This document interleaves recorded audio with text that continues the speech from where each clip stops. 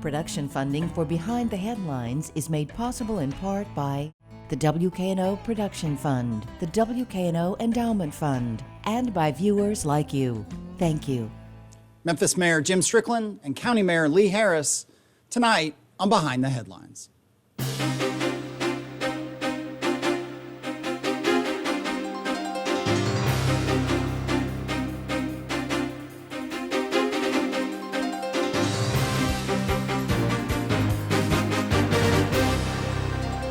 I'm Eric Barnes with the Daily Memphian. Thanks for joining us as we continue to do the show remotely. I am pleased to be joined tonight by Memphis Mayor Jim Strickland. Mayor Strickland, thanks for being here. Thank you. Along with Shelby County Mayor Lee Harris. Mayor Harris, thanks for being here. Great to be here, thanks. And Bill Dries, reporter with the Daily Memphian.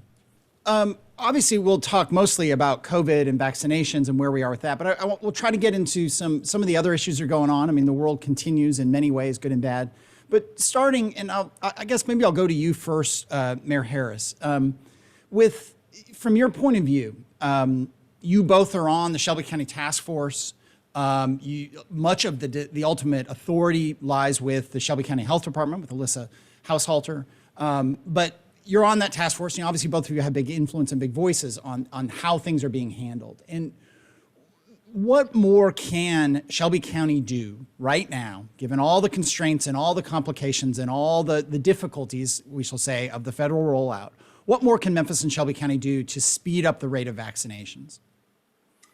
Well, I think the rate of vaccination is mostly a function of vaccine supply.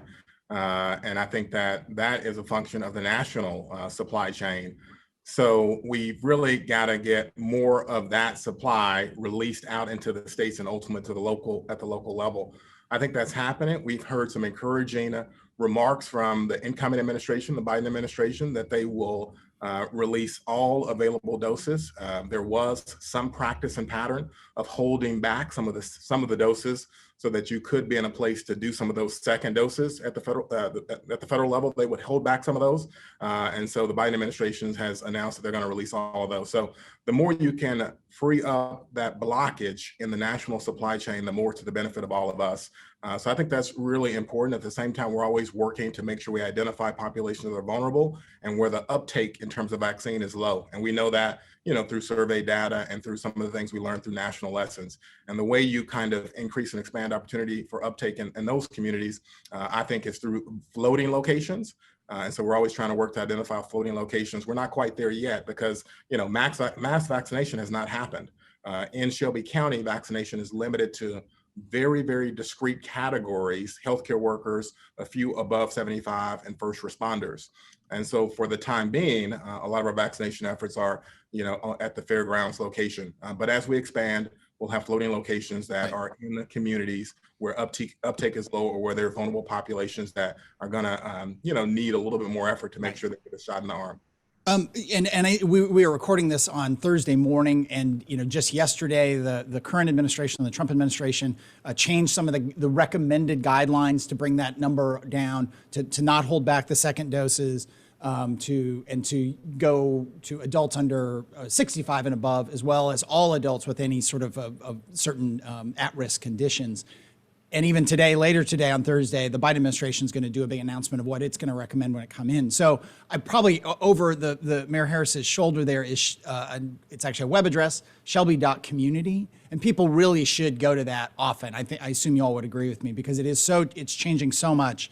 And shelby.community does have a lot of information. It's the health department site about who's eligible, where to get shots, appointments, and so on. Let me bring in Mayor Strickland. For you, if you could sit down, if you could get 10 minutes with incoming President Biden and his COVID team, what would you recommend they do? Well, the same thing Mayor Harris was talking about. Operation Warp Speed did a really good job of helping the pharmaceutical companies create a vaccine in record time. But we need to put some speed into Warp Speed with respect to vaccination distribution. That's the problem. That's the number one problem, not only in Memphis and Shelby County and Tennessee, but our whole country.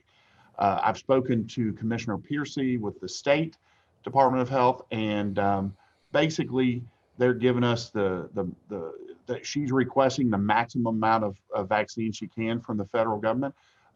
She's distributing it fairly across the state.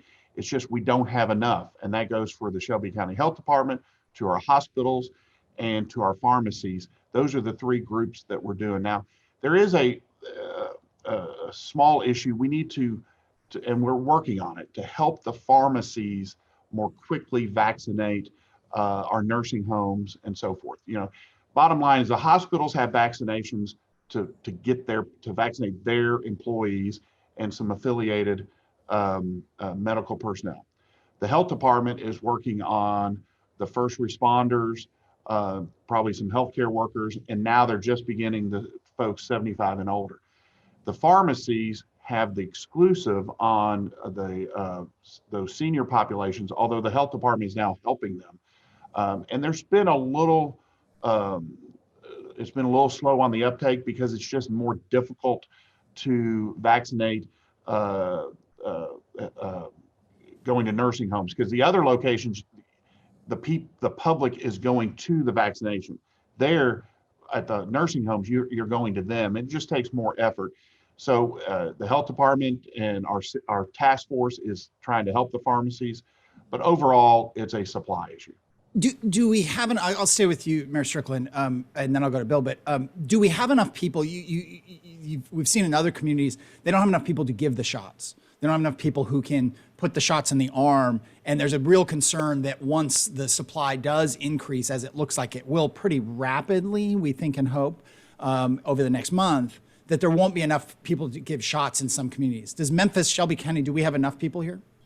We have enough people now, and that is the issue. Let's just round numbers. Let's say we're doing 10,000 shots a week here, and I think that may be high. At some point, we're going to have 20,000, 25,000, and it's going to really start rolling in. But this is where the county health department and the task force have worked so well together.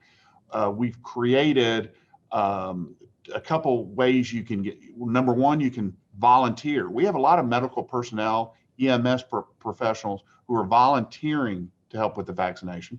And then we also have a way they can be hired. We're working with our nursing schools here in Shelby County, and we have several, to get the nursing students to help vaccinate. So there really is a team effort, and and with the eye on building up toward thousands more vaccinations. All right, let me bring in Bill Drees. Mayor Harris, the appointment system, I believe, started out as being online only. And of course, there are some technology challenges in our city, as we saw when school went online here for the Shelby County school system.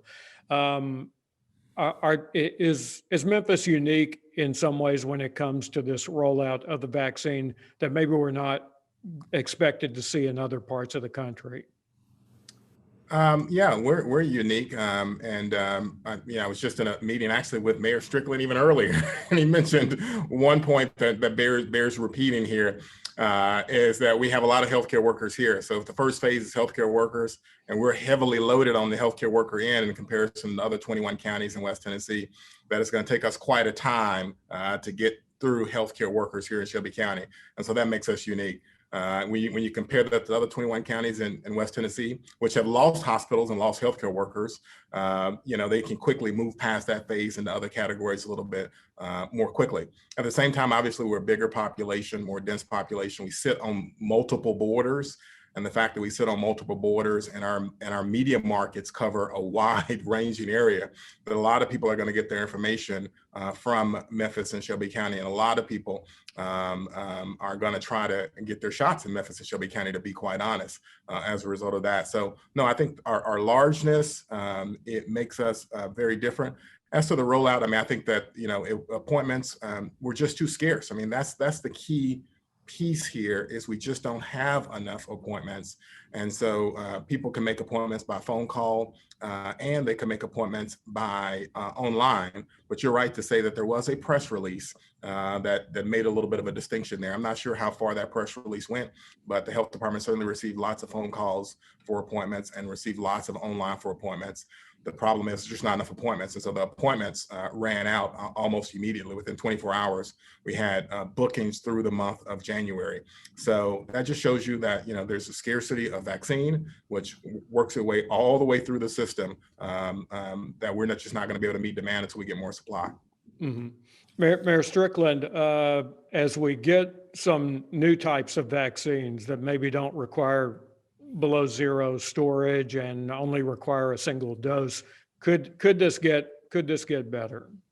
Oh, there's no doubt. Not only in the number of vaccines that we can do at the Pipkin building like that, but also the number of providers that can do. I know our safety net providers, Christ Community and Church Health, they can vaccinate and get it out into the community, a much more diverse, not only populations but locations also. So the more vaccinations we have, thousands more, the more we can spread it out. And I know the folks out in East Shelby County are clamoring for sites, but so are Whitehaven and Fraser and all that kind of stuff. And when you don't have many vaccinations, which we don't have right now, it really makes sense to have one location where you can drive people. But when we have thousands more, it helps with other providers. Mm-hmm.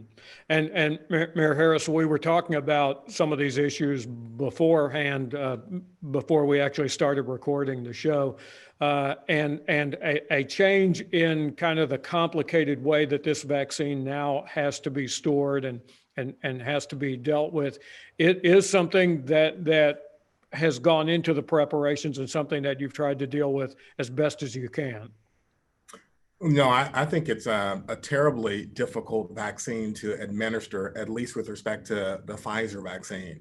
And this is just, again, my personal opinion as to that vaccine, and just thinking globally or nationally about this administration of the vaccine. It's just going to be real difficult because the Pfizer vaccine has, the sub-zero temperature requirements. It also degrades very, very fast when it is put into use. And so I think communities across the country are going to have some real serious challenges with that vaccine. I think there's going to be significant waste associated with that vaccine. There's going to be significant chaos and events of chaos associated with that vaccine, because people will be trying to use that vaccine before it fully degrades and can't and must be thrown away. So no, I think that's a complicating factor. But as I've said, and as you've heard as part of this conversation, that it is a game changer if we get new companies coming online with new types of vaccines that don't have some of those requirements, and maybe even move toward a single dose vaccine. I mean, that could be a serious game changer for our community and across the country.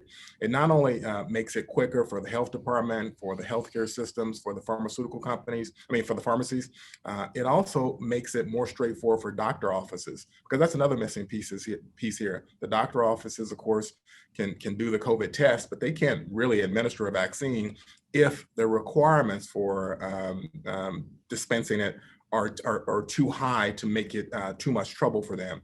But if you see a single dose vaccine that only requires standard refrigeration, you'll see many more physician offices apply to be in a position to give the vaccine out at their offices. And that hasn't happened yet. We're nowhere near that yet. And one of the reasons why is because the vaccine is so difficult to handle, and there's so strict requirements in terms of the chain of custody with the current vaccines. Before we go back to Eric, Mayor Strickland, talk a little bit about the infrastructure that's formed over about the last 10 months to deal with this. And I might add that it's formed as the conditions have changed pretty radically over that time, not only in terms of having a vaccine, but also in terms of who is consulted and who has the authority to make what decisions on this. Yeah, if you go all the way back to the beginning, the city legally had much more authority then than it does now. So we could issue our own safer at home orders, and we started a city task force. And then I'm sure the county was doing the same thing, but it didn't take long before Mayor Harris and I were talking, and our CAOs were talking, and we created a joint city-county task force. And then it grew to some nonprofits who are serving the public. Remember, we had food distribution issues. The schools had a positive case in their kitchen, and they just literally just stopped food distribution. So the task force picked up on it. And we brought in the food bank and those partners. Then we brought in healthcare workers and the hospitals. And this fall, before the schools year opened, we brought in the schools. All, and when I say it's all throughout Shelby County. So right now, every mayor in our county, plus some mayors outside of our county, are taking part. Every school district, public and private within Shelby County, and one or two outside of Shelby County take part. All the hospitals are represented, including St. Jude, which really doesn't take patients from the outside, but they take part. Nonprofits that provide, and we've been able to accomplish so much. There's a group working on people, the homeless, and those needing shelter. There's a group working on vaccines. We had a group working on asymptomatic testing. I've been personally more involved in that one. And we've been able to, we got about 26 schools right now, public and private in Memphis, doing regular asymptomatic testing. And then we were able to do a bunch of surge testing in December leading up to the holidays, which I think played a role in the surge not being quite as bad. So I'm proud of the teamwork that has existed, and appreciate the partnership with Mayor Harris. And I think we've done some good work. Now we have a long way to go, though. This is not over, and we got to stay vigilant. Not only the committee and the task force, but the public at large. Does that task force or communicate with, say, DeSoto County or any of the Mississippi communities, or even Fayette County, Tipton County, some of the Shelby County, or excuse me, the Tennessee counties? Because that's been a real point of tension in some cases, that the rules are so different. And as Mayor Harris was saying, people can ostensibly come from DeSoto County up and get a shot in Shelby County. How's the communication on those issues? I think it's been really good. We've invited all our suburban neighbors.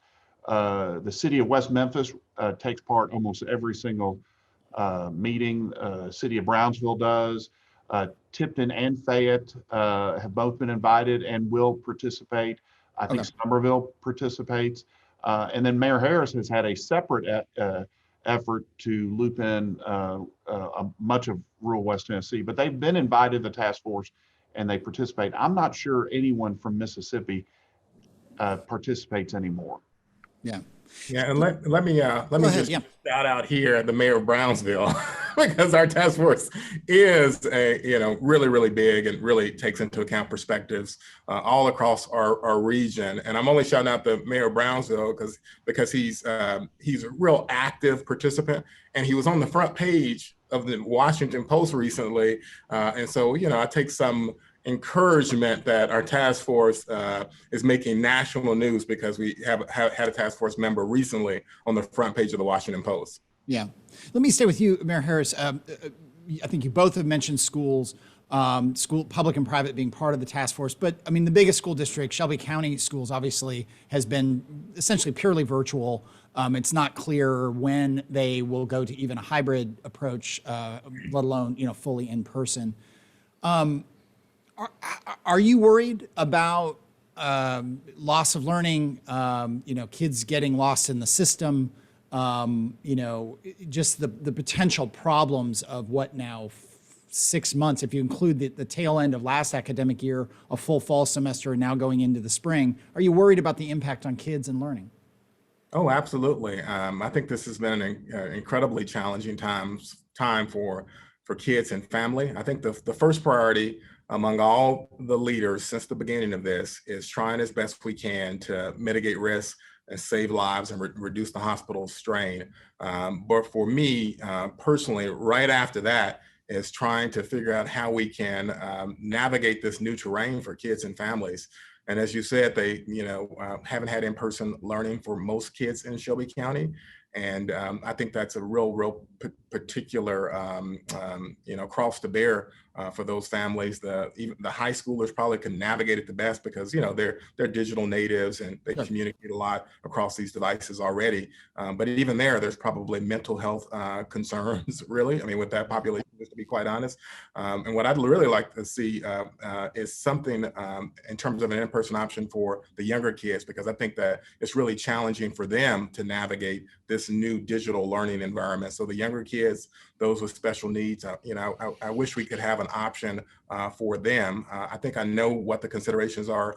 I know that Shelby County schools are up against some very, very tough numbers. We all are. It's a really, really tough environment. But my heart is with those families trying to figure out some solutions, and in particular, seeing if we can, shift some of the attention to the special needs kids and the younger kids and figure out if there's a way to give them an option for in-person learning here soon. Right, and obviously Shelby County is a major funder, the funder, along with state, federal, and so on, but of Shelby County schools, but also of the suburban schools.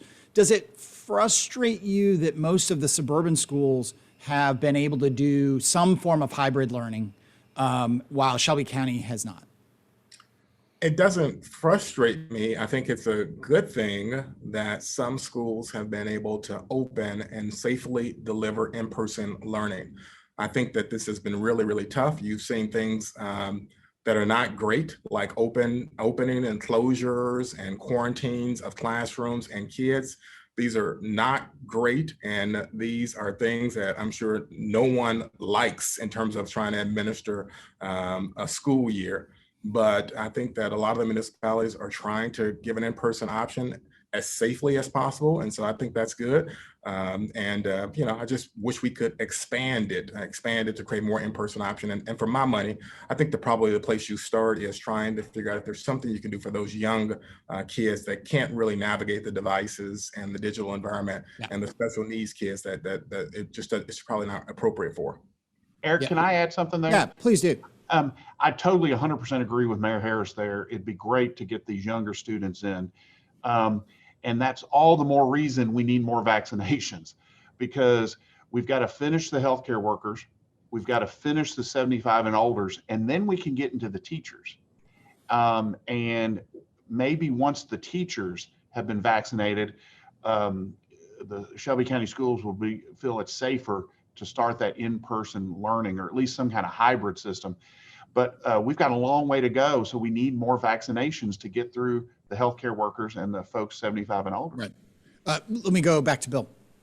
And Mayor Strickland, to your point, we had Dr. Stephen Threlkeld from Baptist Healthcare on the program last week, and he talked about something that I think has kind of maybe receded in public attention, and that is testing. Is testing still important with a vaccine? Absolutely. And we need to get that word out more. I agree with Dr. Threlkeld. We, like I said, we had free asymptomatic testing all through December, and I think we had almost 12,000 people participate. Last weekend, we had the same thing, and basically fewer than half our old numbers participated per day. So we know people wanted the testing going into the holiday, but the importance of testing is still there. So if you have symptoms, there's, 20 locations or so you can get it. If you don't have symptoms, every other weekend we're going to have continue the partnership with Poplar Healthcare, where you can get free testing. But it's still important because we have months more to go before we have the vaccine widely distributed. And until then, the disease is just as deadly. Mm-hmm. Mayor Harris, as you may know, there's been some talk in the state legislature, it started last year, of changing the autonomy of the health department in Memphis and the other major cities to make their directives ultimately a decision by the county mayor in that area. You appoint the county health department director. Does that legislation represent a significant change as far as you are concerned? it really doesn't represent a change in how we operate in Shelby County. I think, the health department leadership we're in harness, and we agree on the strategy. And so if there is some subtle change to the law to shift it from an appointee to the actual elected representative, I don't know that we have a strong opinion one way or another, because it wouldn't change the operation of Shelby County government. There may be some other things going on in other parts of the state. I sometimes read about conflict in other parts of the state, one way or another, between commissioners and the health department, or health department and the mayor, and so forth. I don't know if there is any of that substantially here, and so I don't think it affects us. But what I would say is I would really prefer the legislature to talk about, what it can do to help support the end of COVID-19. And so that's, talking about strategies around vaccine. In my view, is talking about things like uniformity across the state. So, we still have contact sports going on across our state. And I know people love sports, and I know it's not a popular opinion, but we could put a pause on contact sports, and we could still play sports. We could just play more sports that are a little more safe for kids during this environment until we get a little bit past where we are in terms of COVID-19. So, I think there's plenty for the state to do. But the politicians flock towards some of the high button issues, and targeting health departments somehow has become hot button. And so instead of vaccine administration and, contact sports and uniform rules and mask requirements, you're right, they're probably going to spend a lot of time talking about the high profile issues and issues that tend to generate news media print and controversy. Let me stay with Mayor Harris for one more question. We have seen around the country various types of resistance or wariness to the vaccine. We talked about Dr. Stephen Threlkeld last week on the show, who's an epidemiologist and expert in this stuff, talked about resistance among healthcare workers. And he said, he has a conversation every day with a healthcare worker who is wary of getting the vaccine. And he said, when I can talk to them, they always or almost always do. There's also a tremendous wariness, and there's a lot of history bad history with vaccines in African-American and Black communities. How much have you heard of wariness or resistance among Black, white, residents of Shelby County? And what would you say to them, those who are wary of this? So I've heard a lot of wariness, but I will say I've heard a lot more in terms of people who want the vaccine as soon as possible. So I think that's definitely the prevailing mood, is that we've been in this for 10 months. And if there is a prospect of returning to normal, we need to seize the day and get as many vaccines out there as possible. So I know that people, there's are people, like I say, who are not taking it, or who say they're not going to take it. I'll just speak for myself. I don't believe that. I think that when it's your turn, based on all the demand I've seen, when it's your turn to be able to get access to the vaccine, I think that people are going to take their access. So I'm not particularly worried that demand is going to fall off. I think demand will stay steady. Right.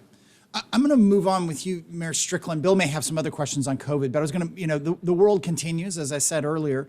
And maybe one of the first one question would be crime. Let's go there. There's been an uptick in violent crime over the last year. It's some people have said, it's kind of one of the bad functions of COVID. I think it's pretty consistent across the country that crime is up in big cities. What have you seen, and what can you do? And where are you with, your long-term goal of hiring more police officers? Well, that's a big question with a lot of answers. First, I want to say we're graduating a class of 50 or so officers tonight, so that's good news. But COVID has actually had a negative impact there, because sometimes we have classes that overlap, and because of the coronavirus, you have to limit the number of people in rooms, basically, bottom line. So it's limited our ability there. But there is no doubt that Memphis is like most big cities across the country, where violent crime in particular has gone down. Gone up greatly. And I'm no expert, and I'm sure the experts at the end of the day will come up with reports, but I believe it's because so much of our violent crime rate is driven by young people. And so many of the positive interactions that young people have stopped or been greatly reduced. Schools, sports, church, community centers, after school activities, all those things have been negatively affected by the virus, but the negative influences that some children have to navigate, gangs, guns, drugs, are still going. They haven't slowed down because of coronavirus. And I think we've seen across the country. So it actually, it proves the point that we've all been talking about for years, is positive influences with children makes a difference. It's why we increased our programming in our community centers and our libraries, 90% more summer jobs for young people. It's important. The best thing we can do to combat that now is stop coronavirus. And at the pace we're going, I think Mayor Harris said this the other day, it's going to be a year. That can't be the answer. The national supplies, y'all asked me what I would ask President-elect Biden if I could talk to him, is let's set a national goal that by July 1, we will have vaccinated the 75% of the public that we need to. And I think in Shelby County and Memphis, we could do it. We have the infrastructure to do it. We just got to have the vaccine. So that's the big ask I would have to go, because we can't go on for another year of this for a lot of reasons. Yeah. Let me go to Bill. Mayor Strickland, staying with you, as you may know, there's a bill in the legislature by State Senator Brian Kelsey that would, in effect, eliminate any residency requirement for police departments and law enforcement agencies, as well as fire departments across the state. What do you think of that? This is a hard one for us because on the substance of it, I agree with it. And I've agreed with it, as you know, since I was first elected, my first month or two on the city council in, well, I've forgotten what year that was now. 2008. 2008, January, February, I sponsored, and we've been talking about it ever since. So substantively, I agree with it. Procedurally, we've always opposed preemption bills. And as you know, there are 30 to 40 preemption bills filed every year. And what I mean by preemption is state government coming in and dictating how local government operates from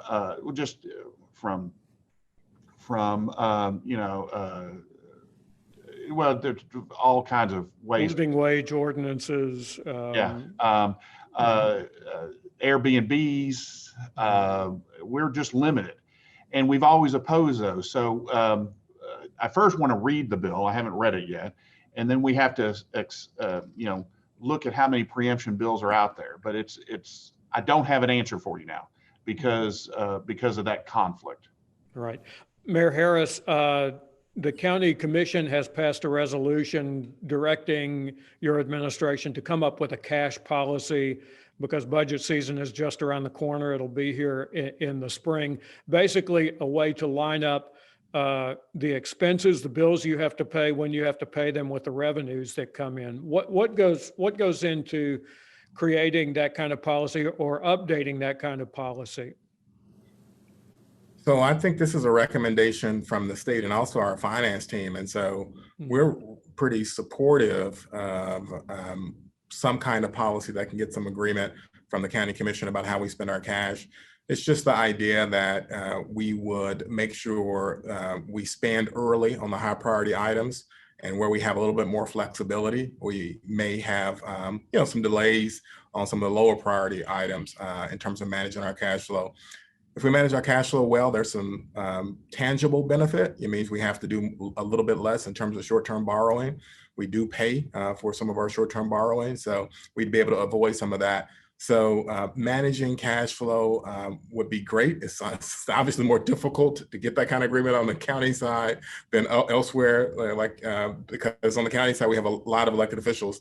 And so all 10 elected officials, countywide elected officials, from time to time, want to see their items prioritized in terms of spending early on in the budget cycle. And so the way you can navigate some of that is to have a policy that the commission, yours truly, the other countywides agree to as to how we're going to prioritize spending. And that may mean some items are delayed, but if they are delayed, they're delayed until the property tax revenue comes in during the cycle, and it gives us a chance to avoid some of the interest that is associated with short-term borrowing. We don't normally talk about national issues, but there obviously a national issue just is kind of transcendent with the attack on the Capitol, a week and a half ago.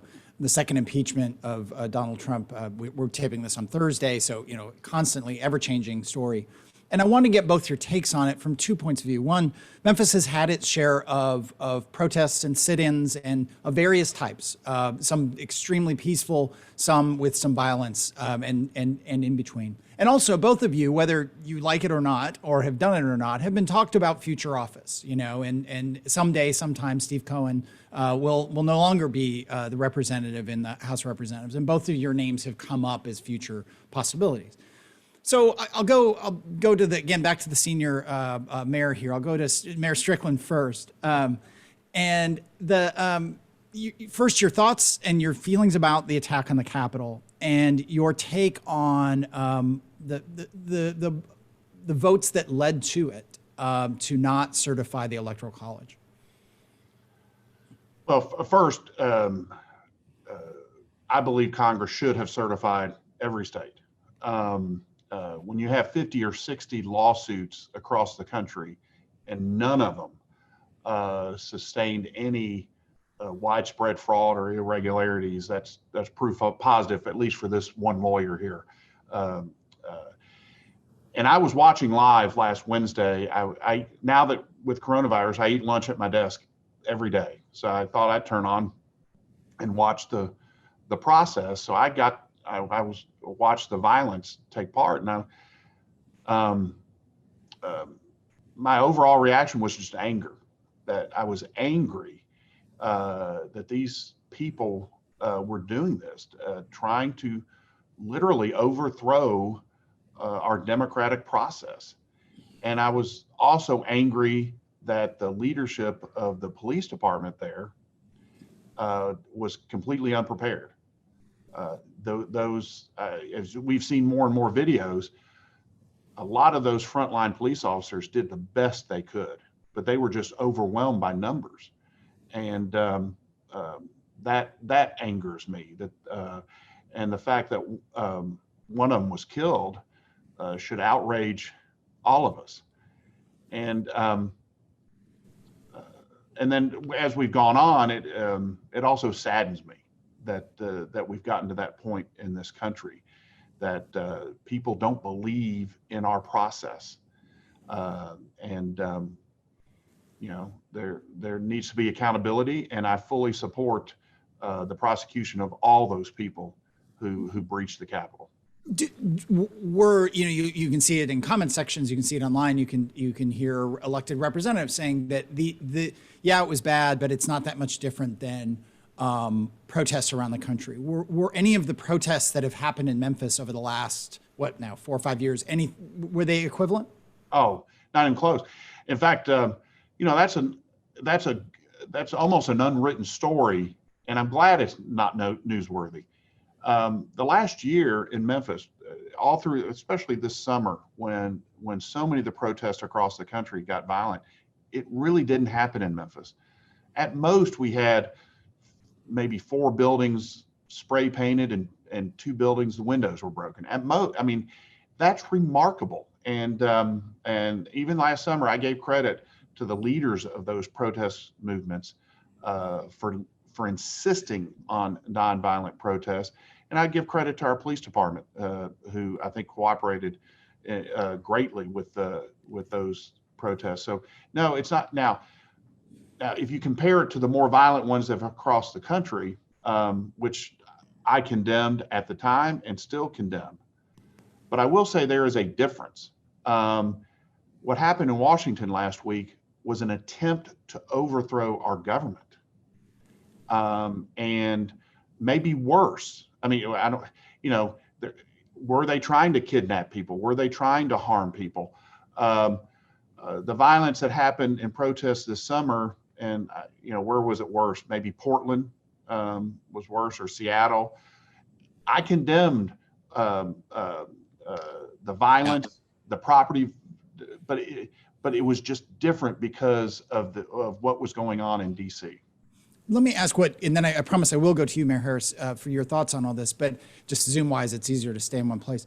For Mayor Strickland, and a possibly uncomfortable question, but your former law partner, David Kustoff, who is a Republican representative for parts of Memphis and the area, he did vote not to certify the election that night.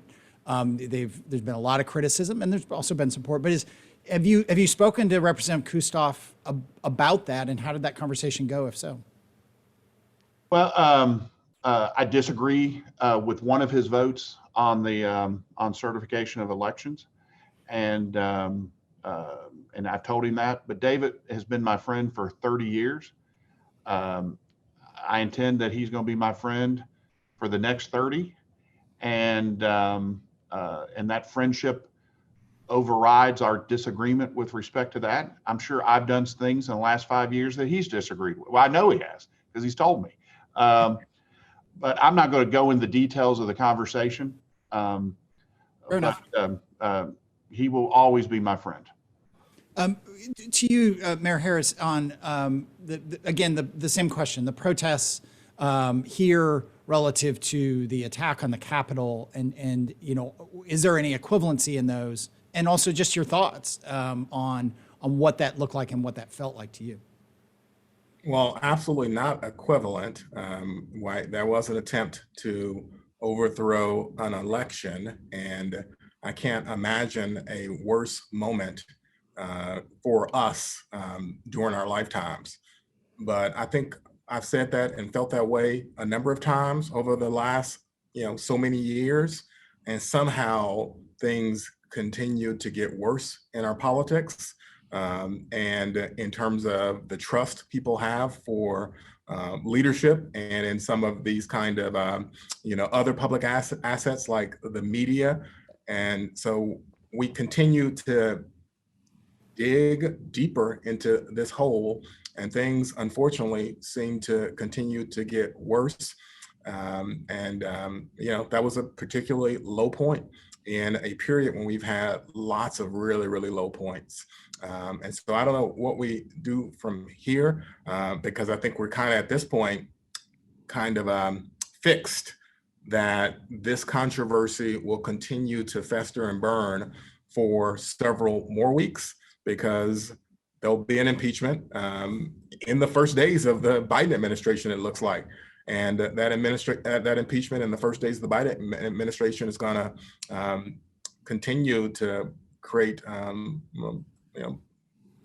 different opinions and polarization, because people see these things completely differently now. If you look at the polling, people see these things, they just see these things through a different lens altogether. Yeah. So I'm just hopeful we don't normalize this, that was a very serious thing, and maybe one of the most serious events to happen in our lifetimes. And hopefully we won't say, oh, that was just what happened in January 2020, no big deal. Yeah. With apologies to Bill, I know we've kept you all here for a long time. I really appreciate your extra time. Again, if you're watching on video, shelby.community is the website for the Shelby County Health Department that has all kinds of information, because again, a lot of what we talked about with vaccines and coronavirus today could have changed in 24 hours in terms of what's going on with the federal government and the state. So stay up to date there on vaccines and COVID protections. Mayor Strickland, Mayor Harris, Bill Drees, thank you all. And thank you for joining us for this extended version of Behind the Headlines.